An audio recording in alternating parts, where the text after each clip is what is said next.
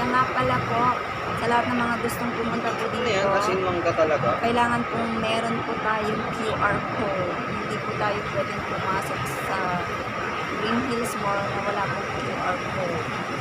So, hanggang dito na lang po tayo. Kain muna po kami. Bye-bye. Thank you and God bless to all. Bye!